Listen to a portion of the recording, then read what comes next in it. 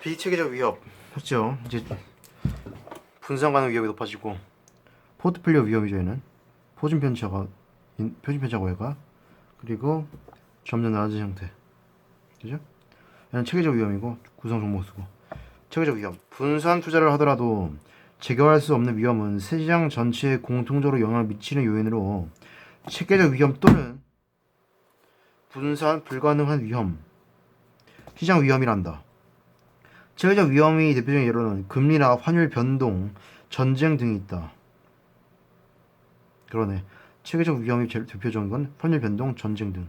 체계적 위험은 베타로 측정하며 베타는 시장 움직임에 대해 개별 증거에 얼마나 민감한지를 나타내는 민감도를 의미한다. 자신의 위험에 따라 기대 수익률이 어떻게 결정되는지를 보여주는 이론, 캐피털 어셋 프라이싱 모델이 있다. 예를 들어 투자자는 대표적인 안전자산인 정부 발행 채권에 투자하지 않고 상장 기업 주식에 투자를 한다고 가정해보자. 투자자는 채권으로부터 기대되는 확실한 이자 수익과 원금 회수를 선택하는 대신 주식에 투자해 배당과 주가 상승을 통한 부의 증가를 기대할 것이다. 문제는 배당 수익이 낮거나 주가 하락으로 투자 원금을 잃을 위험도 있다는 점이다. 따라서 주주는 채권 수익률보다는 당연히 높은 수익률을 기대한다. 채권 수익률보다 높은 주식 요구 수익률을 위험 프리미엄이라 한다.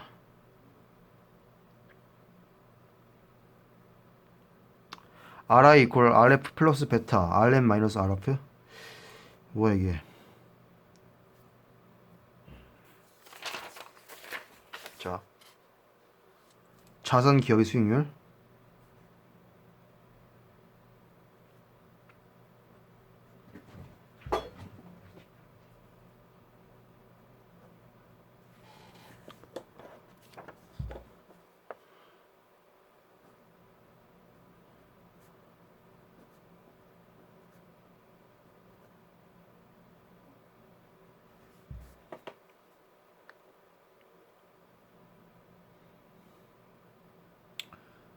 무위험 수익률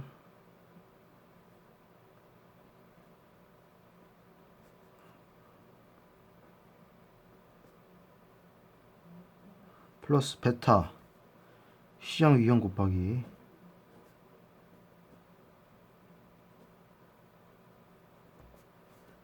RM이 뭐예요? 시장 위험 프리미엄.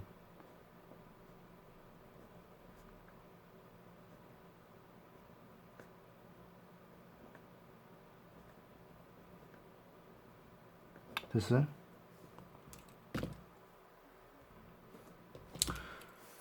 그래서 높은 주주의 수익률을 위험 프리미엄이라 부른다.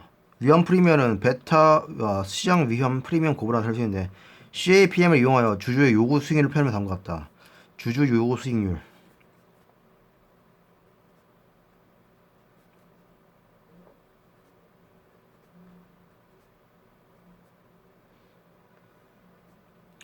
무위험 수익률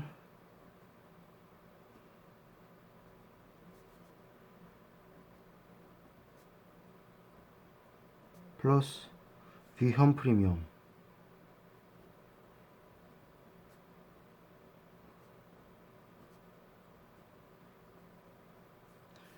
이게 뭐예요? 위험 수익률을 다시 하면은 무위험 수익률 플러스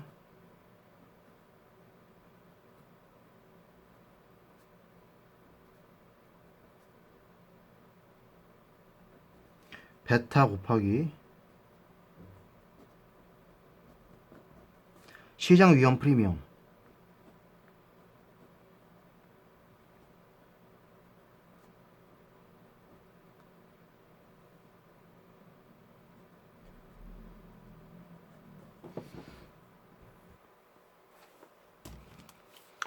만일 무위험 수익률을 정부 채권 수익률로 종합주가지수 수익률은 시장 수익률의 대용치로 사용한다면 시장 위험 프리미엄 이퀄 종합주가지수 수익률 마이너스 정부 채권 수익률을 나타낼 수 있다. 어느 회사의 주가 수익률의 움직임이 종합주가지수 수익률 변동성에 비해 40% 높다면은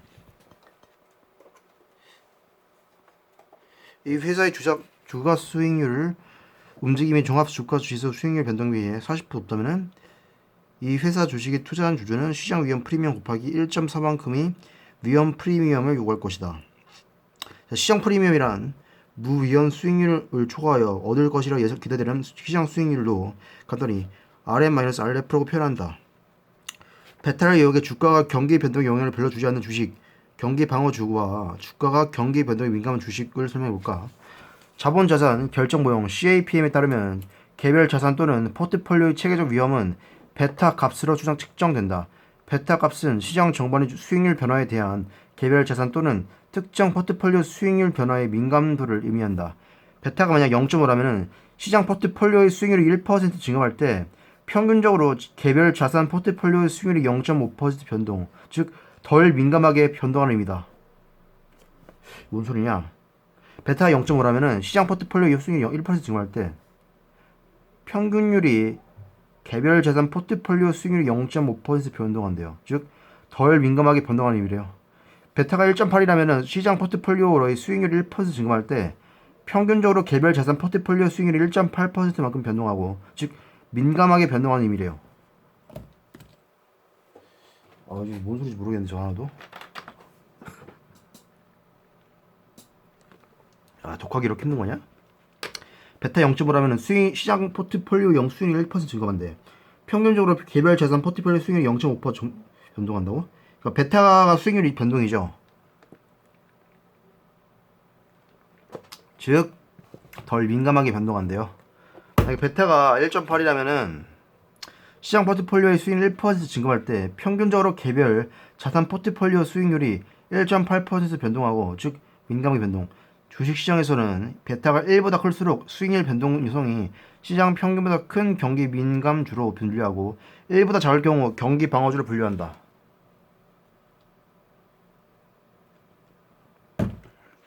시장 전반의 시장 전반의 수익률 변화에 대한 민감도를 나타내는 베타값이 1보다 클수록 이 주식의 수익률 변동성이 시장 평균보다 크다는 의미로 경기 변동에 민감한 경기 민감주에 속한다.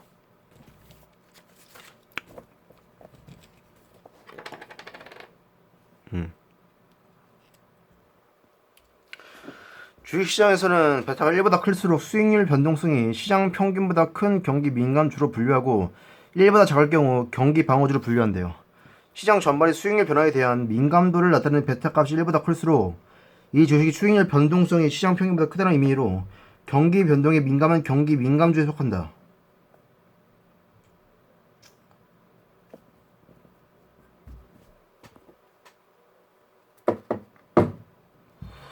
뭔 소리야 이거. 시장 전반의 수익률 변화에 대한 민감을 나타내는 게 베타값이 1보다 클수록 이 주식의 수익률 변동성이 시장 평균보다 크다는 의미래. 옆방 진짜 개 시끄럽네. 경기 변동에 민감한 경기 민감주에 속한다. 베타값이 1보다 작을수록 이 주식의 수익률 변동성이 시장 평균보다 작다는 의미로 경기 변동의 영향을 덜 받는 경기 방어주로 분류될 수 있다. 뭔 소리인지 이해가 안 가는데 넘어갈게요. 이 공식 써가 일반 사람들 이해를 못하게 만들었어. 이거 재무관리 기능, 투자의사 결정, 자본 예산 결정. 기업의 경영자는 기업 가치를 극대화시키기 위해 어떤 자산에 얼마만큼의 투자를 해야 할지 결정해야 한다. 즉 기업의 장기 투자와 관련된 투자안의 수익성을 평가하고 이를 바탕으로 투자안을 선택해야 한다. 투자안의 선택의 성격에 따른 분류. 독립적 투자안. 여러 투자안이 있을 때 하나의 투자안의 채택 또는 기각했을 때 또 다른 투자안의 의사결정에 영향을 미치지 않는 투자를 말한다. 독립적. 상호배타적. 당연히 배타적이 상호 보완이지. 여러 투자안이 존재할 때 하나의 투자안의 선택 또는 기각이 다른 투자안의 의사결정에 영향을 미치는 투자안. 그래서 영향을 미치죠.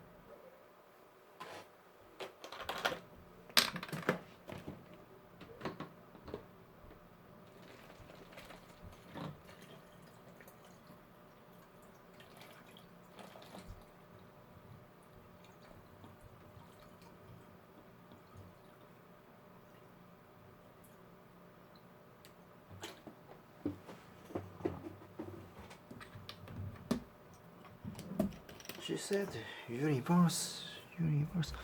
독립투자안. 투자안 채택 시 서로 영향을 주지 않는 투자안. 이거를 독립투자안이고. 특징. A, B 두 투자안이 있을 때 투자안 A의 선택 여부는 투자안 B의 선택 여부와 관계없대. 그렇지. 상호배타적 개념은 한 투자안이 선택되면은 다른 투자는 당연히 기각되는 투자안이죠.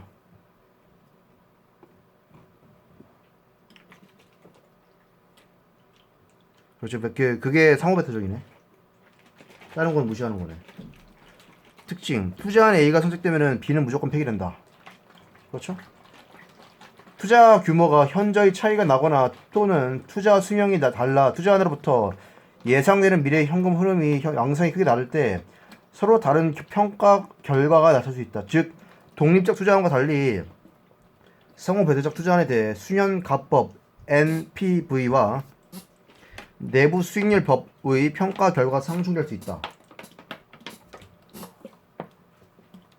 투자안의 경제성 평가 방법. 기업에서 사용할 수 있는 대표적인 투자 의사결정 방법으로 수익 현재 가치 NPV 방법과 내부 수익률 방법이 있다.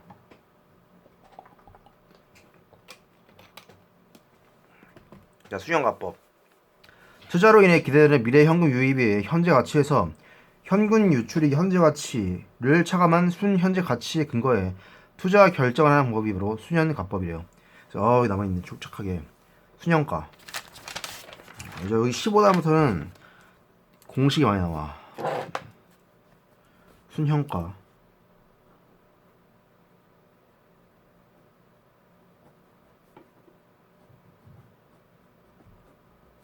미래 현금 유입이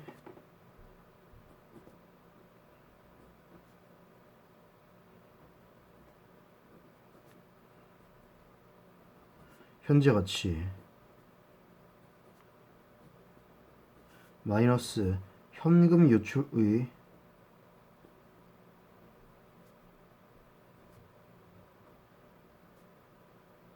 현재 가치.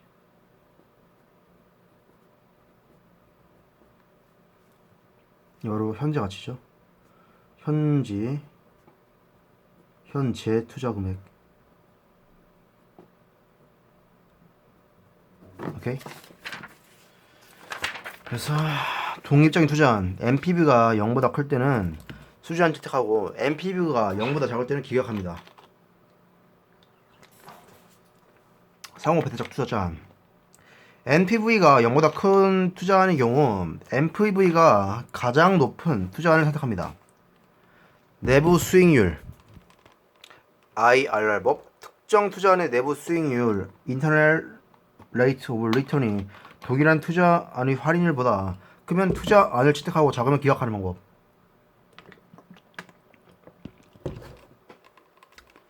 내부 수익률은 기대되는 현금 유입이 현재 가치와 현금 유출이 현재 가치를 같게 하는 할인율, 즉 투자안의 순 현재 가치를 0으로 만드는 할인을 말한다.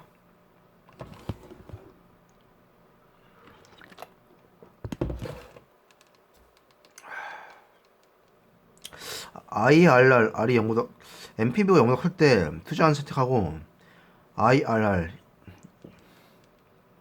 이게 같은 말인가 보네요. 이때 투자안 기각 상호배타적인 투자안 IRR이 R보다 큰 투자안 중 IRR이 가장 높은 투자안 선택한다. IRR이라고 하면 되겠네요. 자본 조달 의사결정 기업이 사업 활동을 하고 미래 사업 안에 투자하기 위해서는 자금이 필요한 시기에 안정적으로 확보되고 운용하는 것이 중요하대요. 기업은 내부 자금만으로 필요한 자금을 추정하기 어렵기 때문에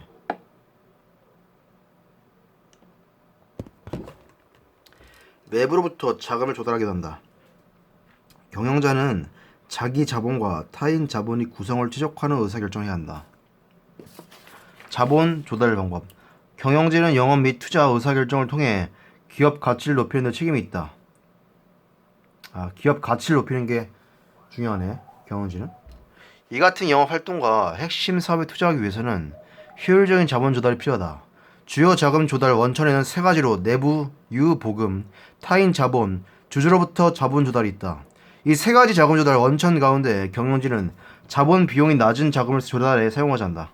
자본 조달 시 고려사항 가중 평균 자본 비용 코스트 오브 캐피탈은 자본 제공자에게 자본 사용에 대한 대가로 지불하는 비용이다. 자본 비용이 부채를 빌려 자금을 조달하면 일정한 이자를 지급해야 하고 주식을 발행해 자금을 조달할 경우에는 주주에게 배당을 지급해야 한다. 이처럼 이자와 배당 등이 자본 비용이라고 한다.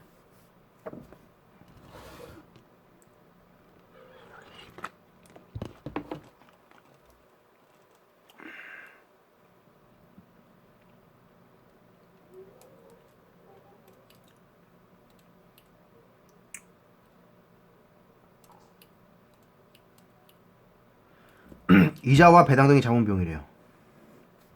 총 자본 비용은 타인 자본 비용과 자기 자본 비용의 합이래요. 그렇죠? 당연한 거 아니야, 근데 이거? 용어만 좀 어려운데 사실 당연한 거죠. 기업 전체의 자본 비용 이퀄. 이건데 용어를 전문 용어로 쓰면 되게 헷갈리거든요. 그래서 이렇게 착하게 해줬네. 타인 자본 비용. 타인 자본 비용의 대가로 지급하는 지급 이자를 말한다. 뭐가? 그죠? 아, 타인 자본을 또 이자를 또 지급해야 되니까. 자금을 빌려준 채권자의 경우에는 지급되는 이자와 만기 시점에 상환되는 원금을 통해 투자한 자본을 회수할 수 있다. 물론 기업에서 이자 비용이 발행하나 이자 비용 곱하기 법인세율만큼의 세금을 절약하게 된다. 아, 즉 회사는 타인 자본을 이용하는 대가로 이자율 곱하기 1 마이너스 법인세율만큼의 비용을 부담한다. 자기 자본 비용. 자기 자본 비용은 자기 자본을 제공하는 자에게 수집을 하는 대가를 말한다. 즉 주주들이 기업에 자금을 제공하면서 기대하는 수익을 말한다. 수익률을 말한다. 기대 수익률이 자기 자본 비용으로 계산되는 이유는 주주들이 자금을 기업에 투자함으로써 다른 투자 상품에 투자할 기회를 잃게 된 기회 비용을 포함하기 때문인데, 가중 평균 자본 비용의 계산은 기업의 자본을 형성하는 타인 자본 비용과 자기 자본 비용이 산출되면은 이 비용을 각 자본의 구성 비율로 가중해 가중 평균 자본 비용 weighted average cost of capital을 보통 CC가 cost of capital이네.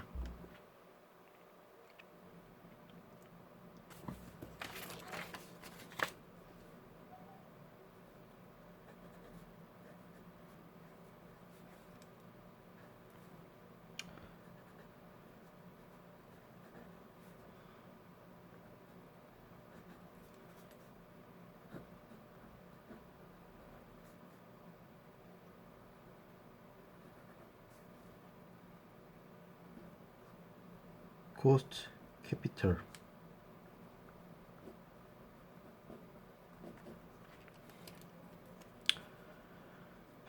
자기 자본 비율 곱하기 자기 자본 비용 곱하기 총 자본분의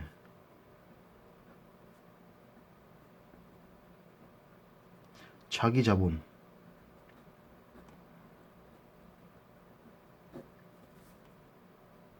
플러스 타인 자본 비용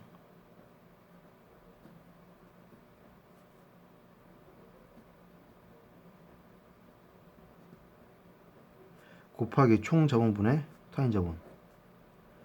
와,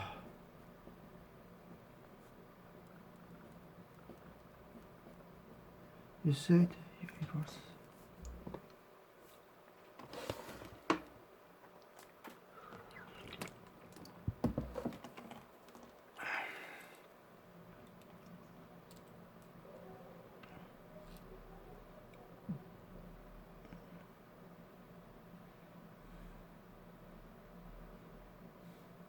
이해되는데 그래도 그러니까 자기 자본 비용 곱하기 다음에 총 자본분의 자기 자본 플러스 타인 자본 곱하기 총 자본분의 타인. 이해되죠? 기타 불어사 자본은 조달 방법에 따라 조달 기간이 달라지고 자본 비용에도 영향을 미친다. 회사채 또는 주식을 발행하거나 은행으로부터 장기 대출로 자금 조달하는 것은 시간이 오래 걸리지만 상대적으로 자본 비용은 낮다. 하지만 기업 어음과 단기 차입은 조달 시간은 짧지만 자본 비용은 높다. 자본 조달은 경영권에서도 영향을 미칠 수 있다. 만약 주식을 새로 발행해 자금을 조달할 때 기업이 전체 발행 주식수가 증가하면서 기존 주주의 지분율 이퀄 전체 발행 주식수분의 내가 보유한 주식수.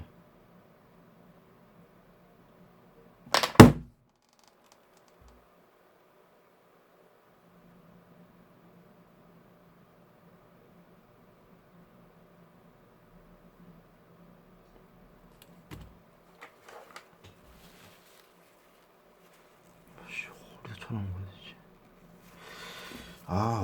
어디서 나표에 나오지 진짜. 만약 주식을 새로 발행해서 할 때 전체 발행 주식수분의 내가 보유한 주식수가 하락하게 된다. 이는 기존 주주의 경영권에 대한 영향력이 그만큼 감소해 자칫 잘못하면 경영권이 위협받을 수 있다. 주주의 경우에는 채권자와 상황이 다르다. 그렇지? 주주가 투자한 자본을 회수하기 위해서는 기업으로부터 배당을 받거나 다시 기업의 주식을 되팔거나 주식시장에서 주식을 다른 투자자에게 처분하는 방법을 사용할 수 있다. 즉 주주가 투자 후 기대하는 것은 배당 플러스 시세 차익이다. 당연하지. 하지만 채권자와 달리 주주가 기대하는 배당과 시세 차익에는 불확실성을 추반한다. 불확실한 경영 환경 속에서는 주주는 미래 수익에 대한 불확실성으로 채권자보다 더 높은 기대 수익을 요구한다. 주주가 요구하는 수익률이 높다는 것은 기업 입장에서는 자본 비용이 높아지는 것을 의미한다. 자기 자본 비용은 기업이 현금 배당금을 지급해야 하는 명시적 부담과 주가를 올려야 하는 부담인 암묵적 비용 협으로 본다. 명시적 부담인 현금 배당을 지급하면은 기업의 부가 주주에게 환원, 기업의 자산 감소된다. 기업이 배당을 지급하지 않는다고 해서 자기 자본 비용이 타인 자본 비용보다 적거나 없다고 판단하면 안 된다. 합리적인 주주라면은 본인이 투자금 회수에 대한 높은 불확실성을 고려해 그에 상응하는 높은 수준의 기대 수익률을 요구할 것이기 때문이다.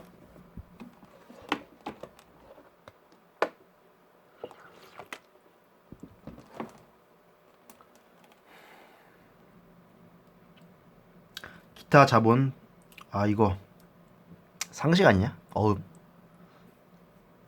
요즘 자본주의에서 은행 관련 이건 전문가 상관없이 은행 관련 단어를 모르면 좀 찐따야. 알았어?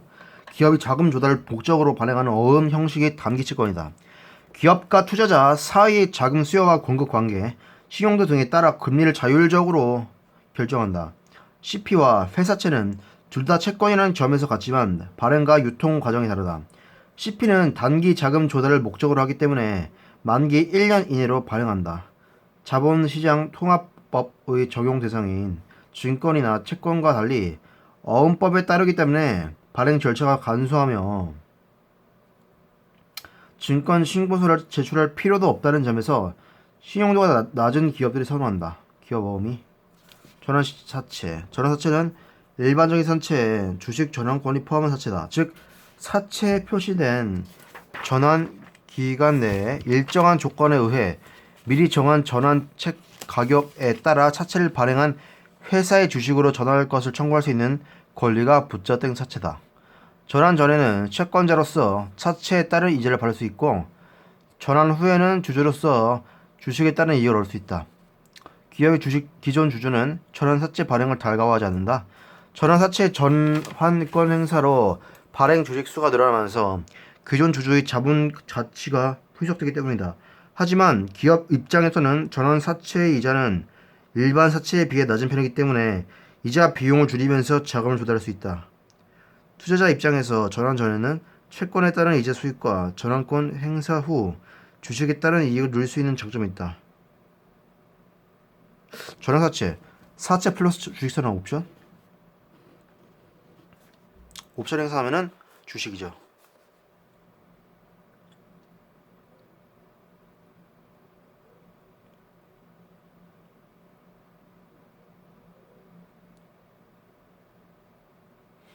신주인 수권 부사채 Bound with Warrant. BW 안에 또 신주인 수권 부사채는 사채 신주를 배정받을 수 있는 권리가 부과되는 사채다. 채권 발행 후 일정 기간이 지나면은 채권자의 선택에 따라 일정한 가격으로 발행 회사의 신주를 배정받을 수 있는 권리가 부여된 조건 부사채다. 회사 입장에서는 저금리로 사채를 발행해 자금을 조달하면서 투자자가 신주 인수권을 행사하면은 추가 자금이 난입되므로 자금 조달에 용이하다. 투자자 입장에서 신주 인수권 부사채는 신주 인수권을 행사해도 이자 소득과 주식 관련 소득을 얻을 수 있다는 장점이 있다. 좀 쓰면서 공부하겠네는. 봐도 이해가 안 가. 자, 전환사채지.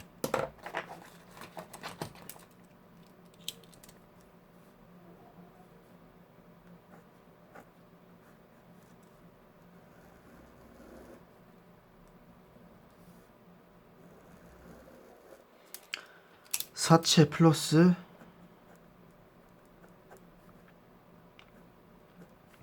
주식 전환 옵션.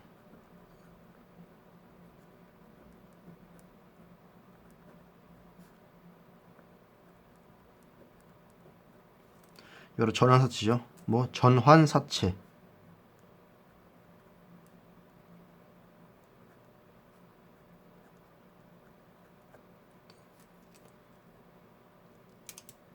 옵션 행사.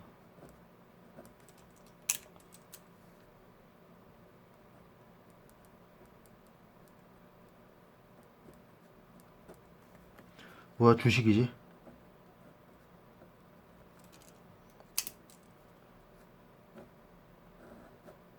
좀 들어오자 머리에. 지금 신주 인수권 부사채. 야, 진짜 이름 너무 더럽게 길다. 거기다 발음까지 받침까지 다 있어. 신주 인수권 부사채. 인수권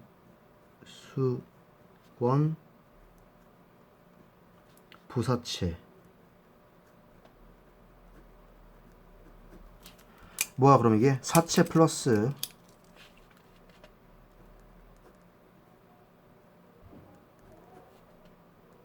신주 인수 옵션. 신주 인수 옵션. 그러면은 이렇게 해서 옵션 행사하면은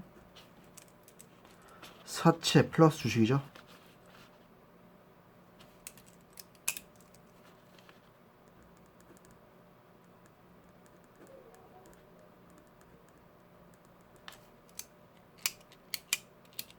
옵션 행사.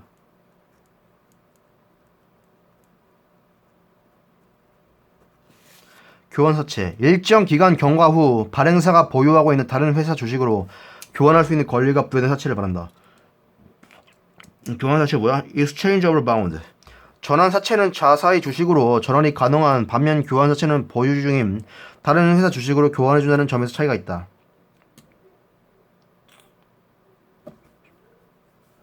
뭔 소리야 이거.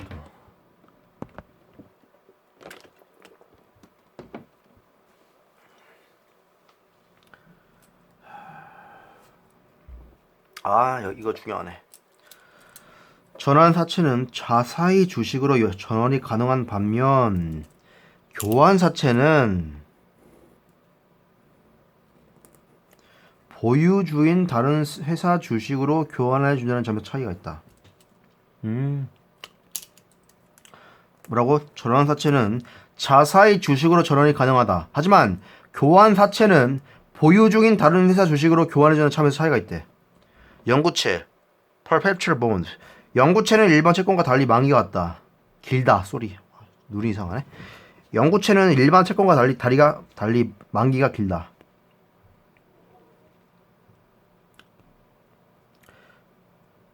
그래서 permanent가 아니라 perpetual이라네. 길죠? 회계 기준에 의하면은 부채로 분류되는 채권과 자본으로 분류되는 주식의 성격이 결합되어 있어 하이브리드 채권으로 분류한다.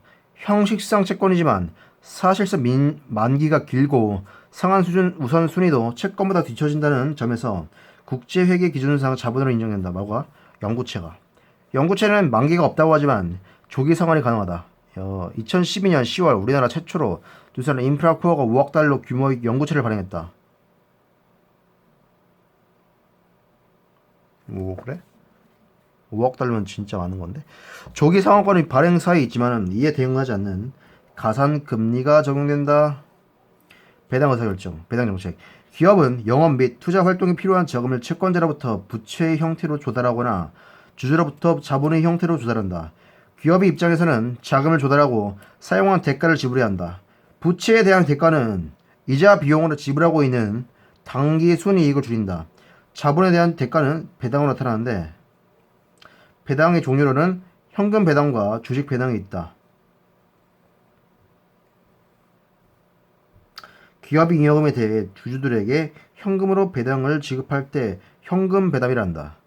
대부분의 상장사는 현금 배당을 실시하나 주식 배당을 실시하기도 한다. 주식 배당은 주식을 추가로 발행해 기존 주주에게 무상으로 교부한다.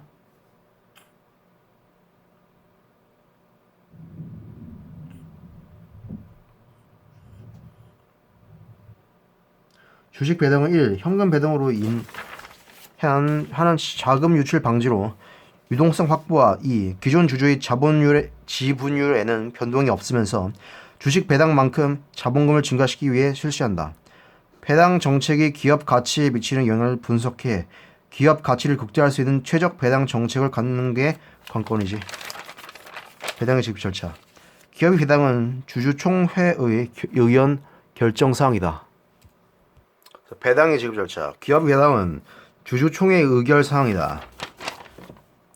회사의 자금 사정, 주주 가치 증대 그리고 향후 배당 압박 등을 고려하여 회사와 주주가 모두 만족할 만한 배당 규모를 모색하여야 한다. 배당의 지급 절차는 다음과 같이 이루어진다. 배당 연락일, 배당 기준일, 배당 공시일, 배당 지급일. 배당 날개 볼까? 배당 받을 권리가 상실되는 날로 배당 기준일 바로 직전을 의미한다.